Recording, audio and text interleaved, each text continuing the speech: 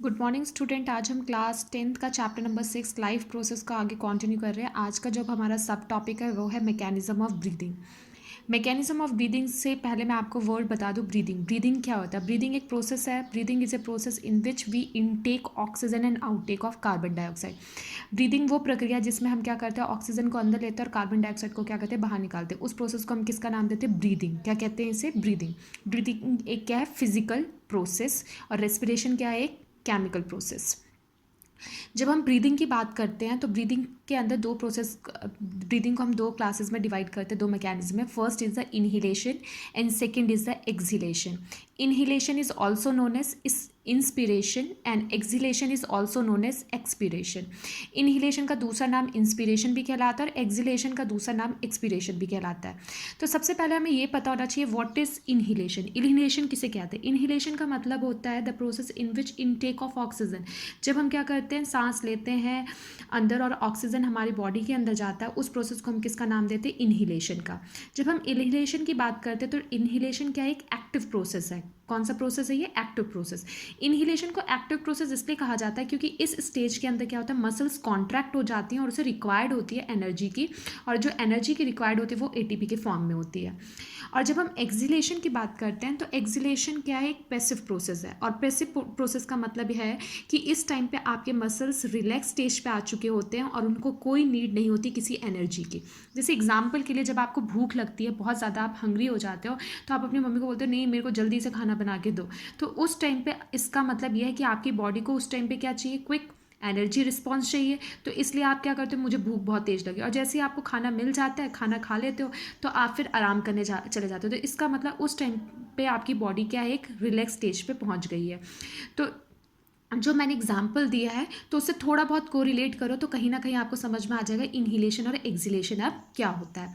जब इनहिलेशन और एक्सहिलेशन की प्रोसेस को समझाते हैं तो उससे पहले मैं कुछ वर्ड्स आपको अवेयर करा दूं, क्योंकि जब मैं आपको समझाऊंगी तो ये वर्ड्स मैं आपको बोलूंगी तो आप कहीं कंफ्यूज ना हो जाए, इसलिए पहले ही मैंने उस वर्ड्स को क्या किया, एक नोट्स के फॉर्म में आपके सामने रख दिया है। मतलब आपके सामने लिख के मैं आपको दिखा भी रही हूँ, जिसकी वजह से आपको कन्फ्यूज़न ना हो। जब हम लॉ की बात करते हैं तो नॉर्मली आपने दो लॉस पढ़े थे, एक ऑस्मोसिस और एक डिफ्यूजन। तो ऑस्मोसिस में आपने ये पढ़ा था कि the movement of particles from higher concentration to lower concentration to across a semi permeable membrane. पर जब हम डिफ्यूजन की बात करते हैं तो डिफ्यूजन में आपने ये पढ़ा था कि डिफ्यूजन कौन सा लॉ को फॉलो करता है? गैस लॉ को फॉलो करता है। तो डिफ्यूजन भी क्या करता है? हायर कंसंट्रेशन से लोअर कंसंट्रेशन की मूवमेंट में क्या करता है? ट्रैवल करता है। तो यहाँ पर सेम यही चीज़ ये फॉलो होगी। अगर प्रेशर क्या होगा? ज़्यादा, तो उस केस में वॉल्यूम क्या हो जाएगा? कम। अगर प्रेशर क्या होगा? कम, तो वॉल्यूम क्या हो जाएगा? ज़्यादा। तो जब वॉल्यूम कम होगा तो वो कौन सा स्टेज कहलाएगा? आपका एक्सहिलेशन वाला। और जब वॉल्यूम क्या हो जाएगा? इंक्रीज हो जाएगा, तो वो क्या कहलाएगा? इंस्पिरेशन वाला। क्योंकि जब आप इनहेल करोगे ऑक्सीजन को तो इसका मतलब जो आपका डायफ्राम मसल्स है वो प्रॉपर तरीके से क्या होगा?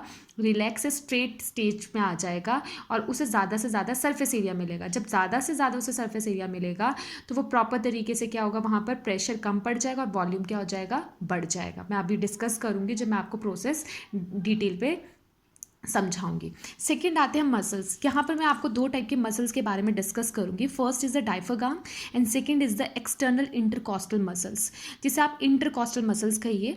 डायफ्राम का मतलब होता है the muscles between lungs and stomach that's help to breathe. वो मसल्स जो लंग्स और स्टमक के बीच में होते हैं उसे हम किसका नाम देते हैं? डायफ्राम।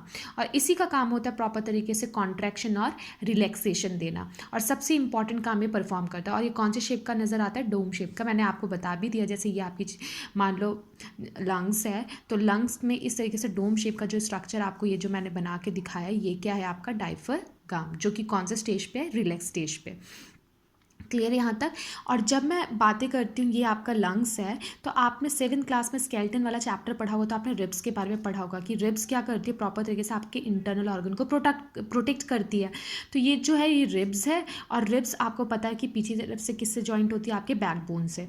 तो यहाँ पर दो टाइप के मसल्स आप बातें करोगे। जो हमने इंटरकॉस्टल मसल्स की बात की है, जो रिब्स को अंदर की तरफ से मसल से क्या नाम है? ढके, उसे हम क्या अंदर की तरफ से ढकता है उसे हम किसका नाम देते हैं? इंटरनल इंटरकॉस्टल मसल्स का। और जब रिब्स को कहाँ की तरफ से ढके? बाहर की तरफ से, उसे हम किसका नाम देते हैं? एक्सटर्नल इंटरकॉस्टल मसल्स का। एक्सटर्नल इंटरकॉस्टल मसल्स का काम होता है responsible for force and quiet inhalation.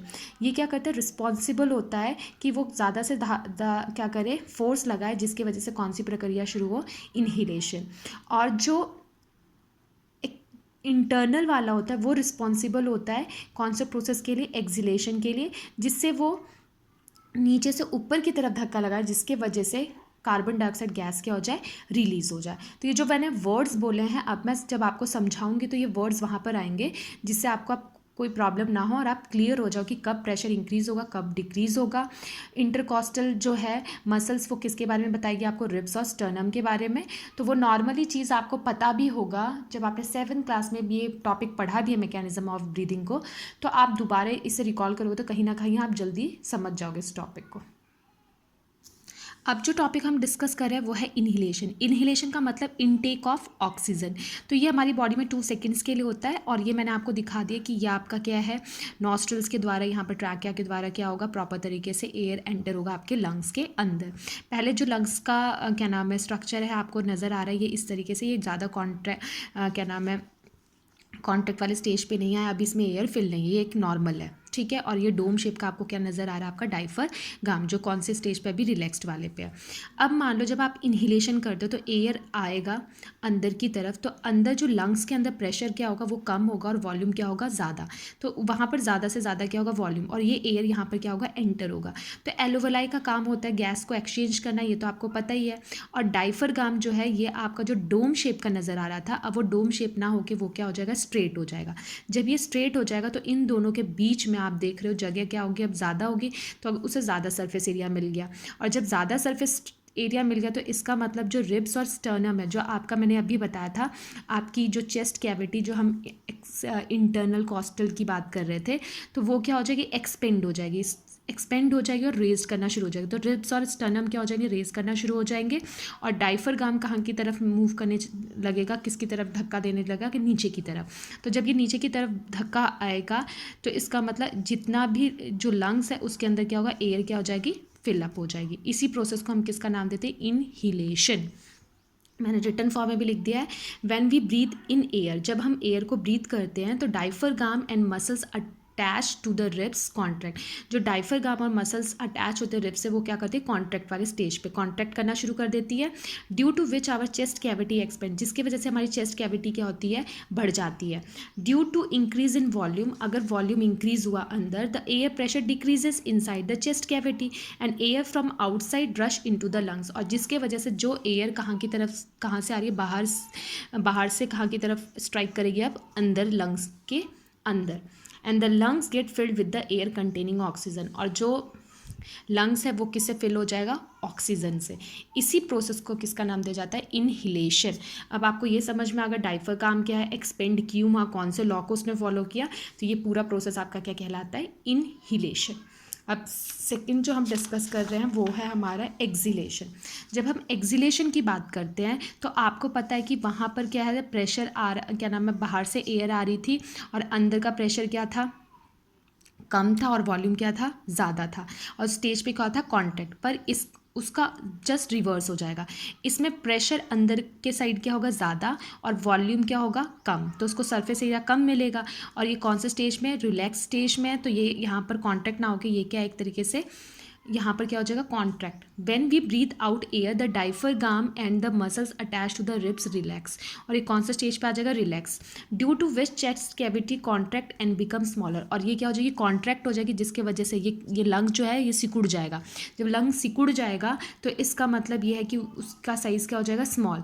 Contraction movement of the chest pushes out carbon, और वो कार्बन डाइऑक्साइड को पुश करेगी कहाँ की तरफ, ऊपर की तरफ। कहाँ की तरफ, ऊपर की तरफ। और जो स्टर्नम और रिब्स के जो है वो अपने कौन से पोजीशन पे आ जाएंगे, अपने ओरिजिनल पोजीशन के अंदर आ जाएंगे, जिसके वजह से एयर क्या हो जाएगा, बाहर निकल जाएगा।